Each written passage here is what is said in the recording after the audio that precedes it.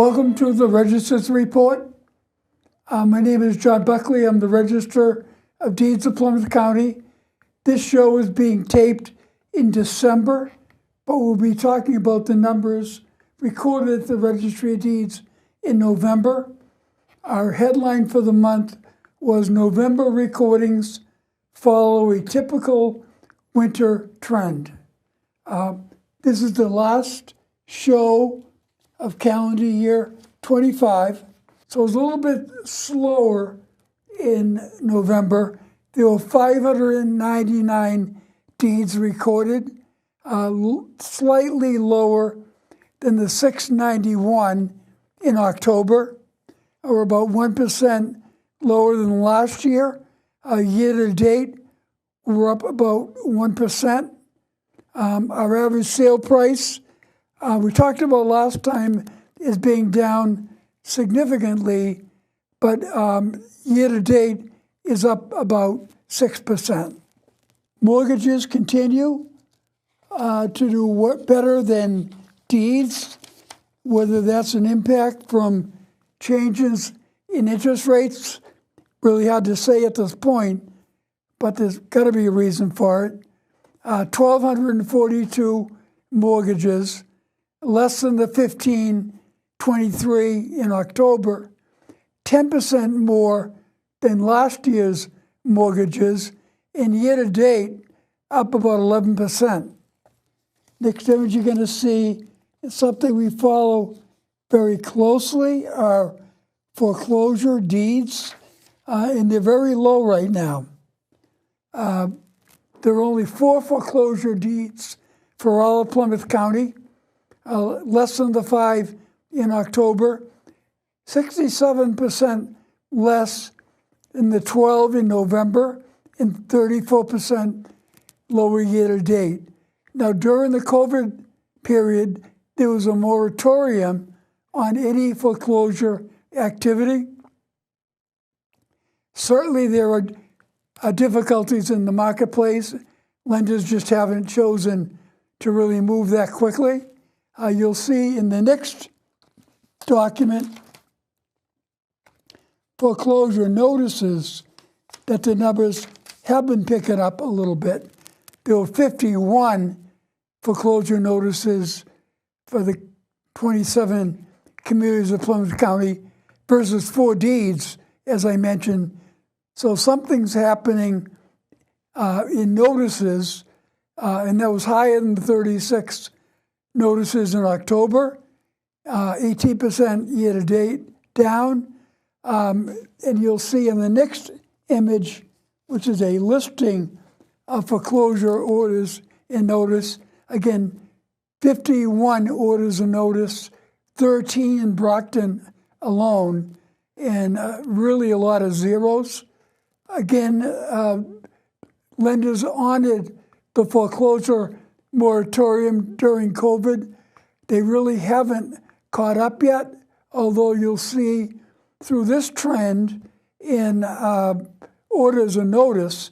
An order of notice is a document recorded at the registry that shows you owe money to the lender. I advise anybody in that situation to reach out to a federal housing counselor like NeighborWorks to see what they can do to help you, possibly modify the terms of your loan. But one thing you should not do if you're in this difficulty is ignore it, because it'll come up and catch up with you if you don't take some action. I want to mention again that a lot of people these days are concerned about fraud. We have a program that a lot of people are using, thousands of homeowners are using. If you go to our website, PlymouthDeeds.org, and go to the resource section, you will see pop up fraud alert. If you click on fraud alert, you can enter your name, your email, and anybody else that owns property with you. And if anything gets recorded against that name, you'll get a notification from our fraud alert.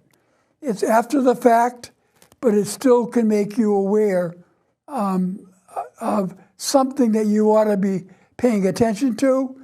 You can go to one of our 3 offices, Brockton, Rockland, or Plymouth, here in Plymouth, and go right to our customer service department if that happens, and say, hey, what got recorded against my title, and they'll be able to look at it and give you some advice. If it's a discharge of a mortgage that got recorded, that's no concern, actually a good thing. But if it's some other kind of notice, a document you ought to pay attention to, at least it gives you the notice that you can take some action.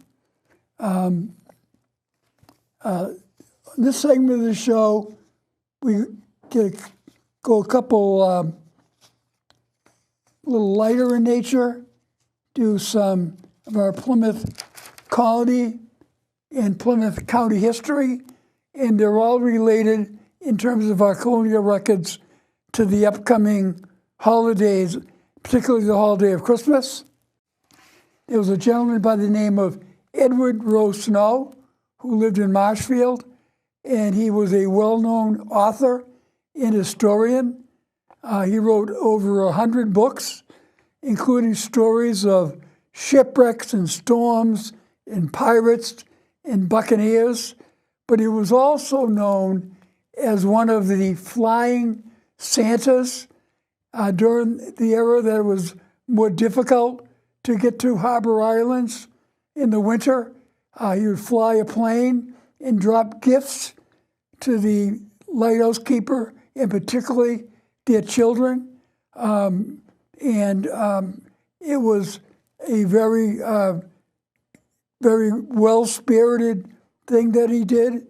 He was a very respected preservationist, in addition to being an author and being a flying Santa, and was very involved in the Boston Harbor Islands. There is a plaque dedicated to his name in 2000 on George's Island in recognition to his contributions to the preservation of the Harbor Islands. The next, also related to the holiday, there was a fellow by the name of James Edgar. Now, James Edgar owned a department store on Main Street in Brockton. He had a habit of dressing up for the children to encourage them to come into the store. George Washington, pirates, sea captains. But he took a drawing from our cartoonist, Thomas Nast, and devised a way for him to dress up like a jolly Santa Claus. And he used that costume to make the children happy right around Christmas time.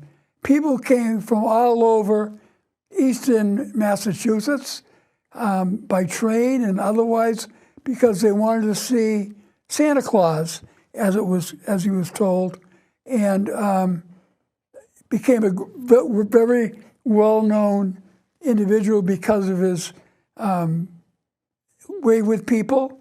He was a great philanthropist. There is a city park in his name in the central part of the city of Brockton, James Edgar Park and Playground, to recognize his long activities. The last Plymouth Colony record related to the holiday is Reginald Aubrey Fessenden. He was also a person from Marshfield, the Brant Rock section of Marshfield, and he was a Canadian-born engineer who conducted the first two-way transatlantic radio broadcast from his site in Brant Rock It was on property owned by Olive Blackman, and this radio broadcast made history. He also produced a broadcast on New Year's Eve that reached all the way to the Caribbean. The Fezzidan Tower is gone, but there is still a plaque there today that shows where that tower was. He had previously worked for the National Weather Bureau and was a chief chemist for Thomas Edison. But he loved the work that he did, and he was recognized by the town of Marshfield, Plymouth County, and other national organizations for his charity and great work. The last of our records today is one of our Plymouth Colony records. Since the Plymouth 400 celebration, we've been bringing forward one of our Plymouth Colony records. It's amazing how much they impact us today. This one was written into the Book of Laws by the Colonial Court in 1645, if you can believe that long ago. And the court at that time recognized the importance of wills, and in this case, particularly relative to one's property. So it says, it was enacted by the court that if any man, being sick and weak, wants to dispose of his property upon his passing, he can do so by a document with 2 or more freeholders from his community. That's different than now, where he lies, where his land lies. It shall be upon their oaths recorded and remaining from other details from his bequest. But if you go all the way back over 300 years ago, the laws of what we operate under today were part of Plymouth Colony's operation. And it's been great stories to tell. I want to thank the people here at the local scene for letting me share this information. For most people, their home is their most valuable asset. So to know what's going on out there in the marketplace and the ways you can protect your property is a good thing. You have to be vigilant as a property owner. The fraud alert would give you that. And also don't fall into the trap when somebody sends you a document that says you can buy a copy of your deed for $50, $60 when you can go to one of our offices, again in Brockton, Rockland, and Plymouth, and get a copy of your deed for $1. So I want to thank you very much. This is our last show of 2025. I want everyone to have a great holiday season, a great Merry Christmas, and a Happy New Year, and we'll see you in January.